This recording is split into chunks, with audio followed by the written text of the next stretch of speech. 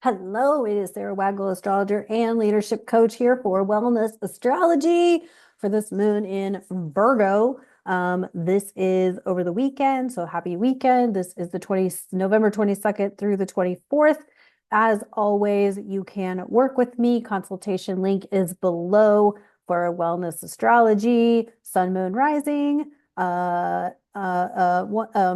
single transit, and of course, a full astrology consultation. There is also, of course, the links to the Awakening Spirit Collective and for my guest appearance on the Hearts Unleashed podcast. For those of you new to me, I've been studying astrology for quite a while. I have taken classes with various other astrologers, including David Palmer and Heather Eland. I chose Heather Eland mostly for wellness and medical astrology because that is my focus. Previously, I have worked in education, I have worked in fitness, and I have been on my own health, wellness, healing journey for many years and got into astrology because I was looking for answers, both for myself and other things. And so getting into it for myself and then moving on to finding answers around 2020. And I'll just leave it at that. And you can come up with your own conclusions there. All right. And otherwise, I have been the blind nomad because I have been a nomad. I was a nomad for about 4 years and probably will be again, perhaps in the future, but currently am grounded in my hometown as I fulfill some family obligations here. And so lots of different things. I have been to, I lived in Chicago for a long time. I've been to Arizona, California, and Colorado, most recently New York. So I've kind of been all over. I used to be, when I was traveling as a nomad, I was a house and pet sitter and enjoyed all of that. And so that's a little bit about me. So welcome if you're new. I appreciate you. Like, comment, all of the things so that I know that you're here. Say hi, and all of that. I really appreciate your interaction and whatnot as my channel continues to grow. I like it. So let's keep that train going, shall we? All right. So this moon in Virgo. Virgo is the digestive system in wellness, and the nervous system as it relates to the digestive system. So it's kind of one of those, what you consume, whether it's information, nutrition, or otherwise, affects your digestion. So if you have like a moon in a water sign, then you may be more highly affected by, or if you have a moon in an air sign, rather, you may be more highly affected by information. Therefore, if you get if you get information that upsets you or upsets your body in some way, because it doesn't have to be information that upsets you particularly, but it may upset your nervous system. It could disrupt your digestion. And so, or maybe you're emotional in some kind of way, like if you're angry or you're sad or whatnot, that if you have a moon in a water sign, that could upset your digestive system as well, or make digestion challenging. So there's also that but gut brain relationship. I tried to say both of those words at once and it came out as but. Anywho,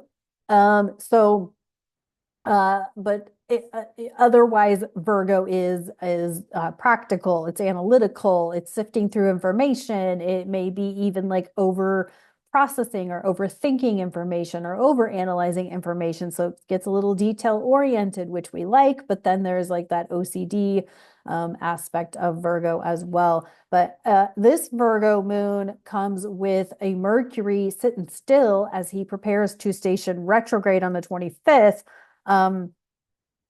So here's kind of the, pre-warnings of Mercury retrograde. Proactively plan your travel.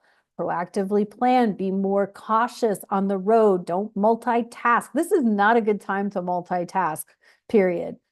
Because we're all overstimulated, overloaded, overwhelmed, and all of the things. So if you are driving or operating machinery, now is not a time to be scrolling for the next song while you're driving. And so, this is also heading into the week of Thanksgiving in the United States. So it's a lot of extra people traveling. God only knows what the weather's going to do. And so just kind of be extra alert on the road. Mercury is in Sagittarius about to retrograde, and so that could also be long distance travel. So there, the potential for flight delays, train delays. If you travel by Greyhound bus, it could be bus delays, things like that. Whatnot. So, just be proactive, be attentive, communicate with the people that are meeting you on the other side so that they know that things might be delayed, all that sort of stuff. And, you know, be attentive to communication and conversations that might be coming up, it being the holidays and all of that. And, you never know, right? You just never know. Everybody has different viewpoints and whatnot. Uh, Something I really want to say here, and I don't know. Okay, I'm just gonna say it. So this Mercury in Sag opposite Jupiter, Jupiter in Gemini. This Sag Gemini axis was where we had a north node in Gemini and a south node in Sagittarius in 2020, from May 2020 through sometime in 2021. I can't remember when they switched to Taurus Scorpio, but I'm bringing that up because does anybody remember holidays in 2020 and what happened during the holidays in 2020? And like certain people weren't welcome at the holidays in 2020 and, because of certain things or their choices or whatever. And rumor has it we might see a repeat of that with this activated Gemini Sag axis again.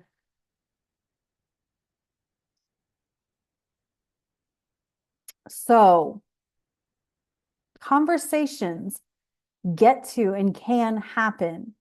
Your perspective on things can shift if you're open to it. And as we move into Pluto and Aquarius, we all get to be together and coexist.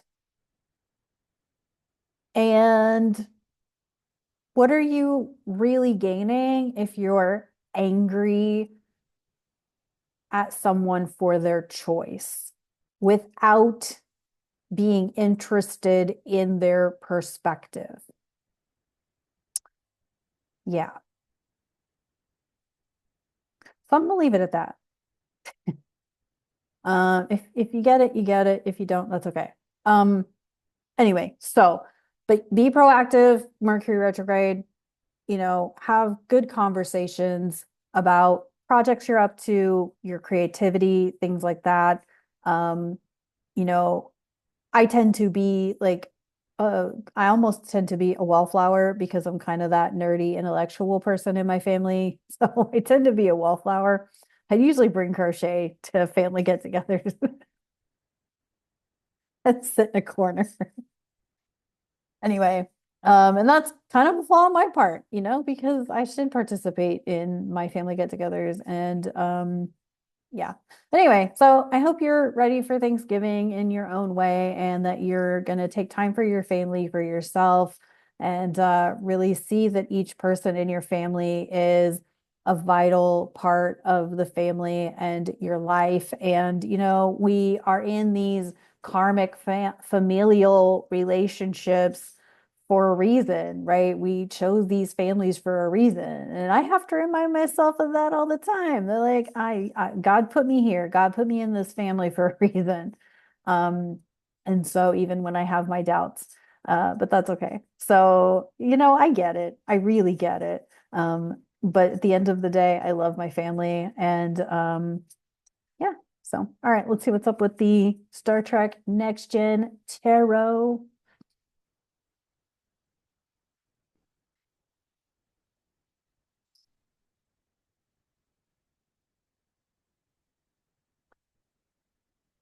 The Empress upright. Um,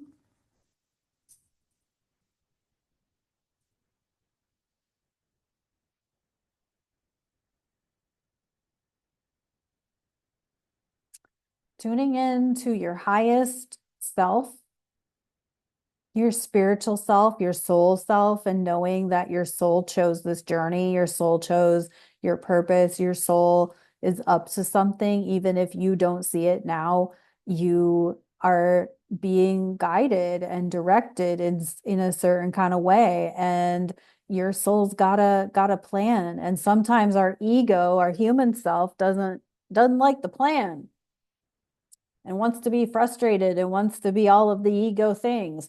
And I get that. And there's like, okay, there's some point pulling back, you're pulling yourself out of the situation and being like, okay, why, what am I meant to learn here? And the thing is that we don't always get to know in the moment as it's happening what we're meant to learn or what we're being shown or whatever. But we're being shown something, we're being we're being exposed to something for a certain reason because it's part of our journey. It's part of what we're meant to experience in this life. So we also got, ooh, the Wheel of Fortune upright. I'm sorry that I'm about to show Whoopi Goldberg.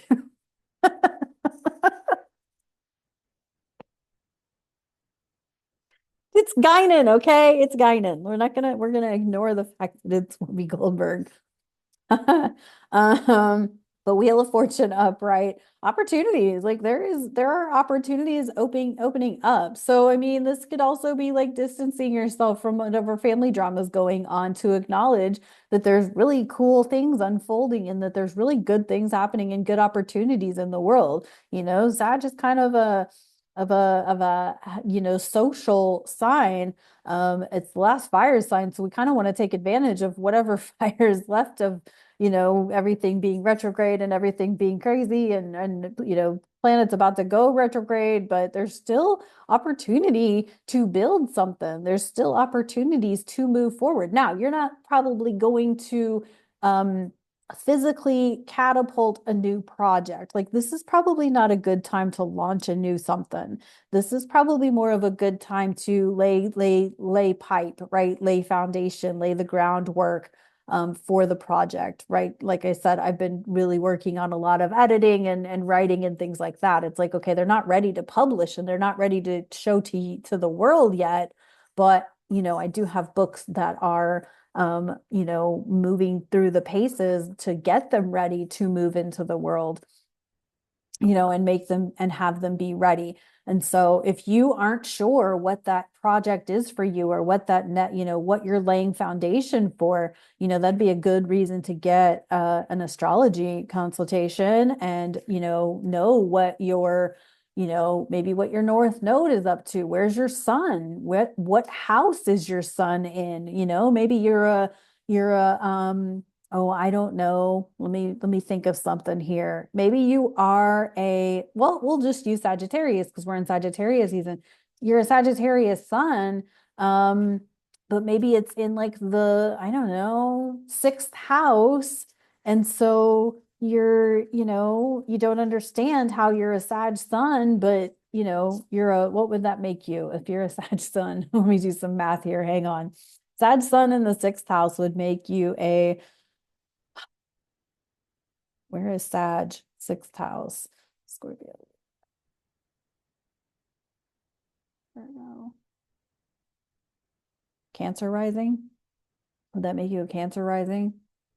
And then if you had a moon in Taurus, that would be in your 11th house. Like that changes the whole dynamic, right? Even if you just knew you were a Sag sun, you may not understand all of the um, components of a Sagittarius sun because it depends on your rising sign and your moon. And, you could be a Sag sun and a Leo rising, but your moon's in Cancer or Pisces. Well, that means you've got water in your chart. And so anyway, my point here is that you maybe don't know all of the things yet and you're laying the groundwork for it. And,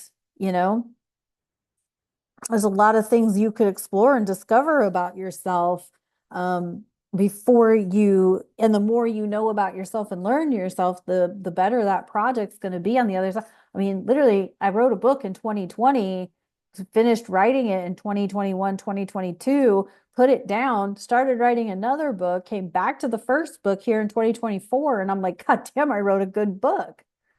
The language is off, but the writing and the story is great. I still love the story that I wrote.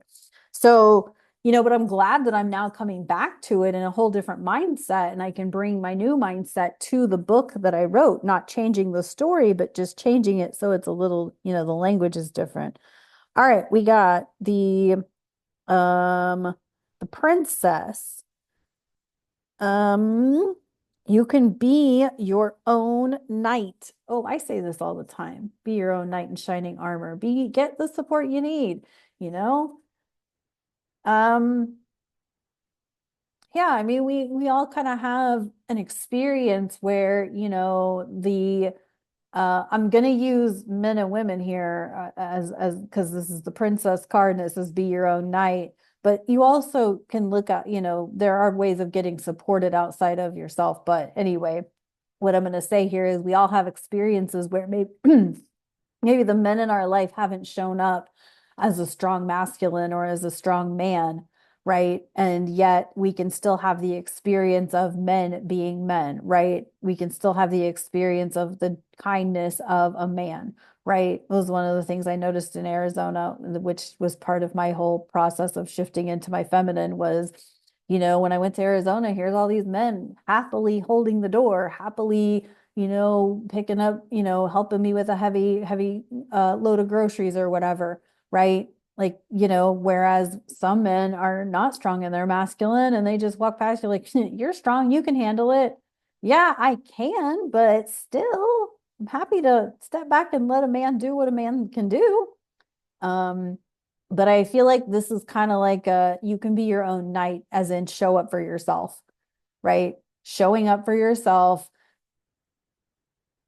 be disciplined to create the routine you need to create in order to get in all of the things you want to get in the day, whether that means you have a slow day or not. Can you still get all of the tasks done in a day? That's being your own knight. Is can you discipline yourself to meditate, do your workout, eat well, get your work done, get your projects done, sit down and do all the tedious stuff. Like that's being your own knight. It's not being the one who's strong enough to carry all of the things just because you got to prove something. That's complete bullshit, The being your own knight is knowing that you can, you know, successfully execute the goals and the goals and the intentions that you have set forth. So, anywho, all right. Y'all ready for Mercury retrograde? I don't know if I am. Okay. Thank you so much for tuning in. I appreciate you. Once again, please click the like button, drop me a comment and say hey, and look for those Sagittarius sun and rising signs. That Sagittarius new moon is on the 30th, so right after Thanksgiving in the United States. So be looking forward to that. And that's all I got. So I'll talk to you on the next one. Bye. Have a great day, weekend, all that.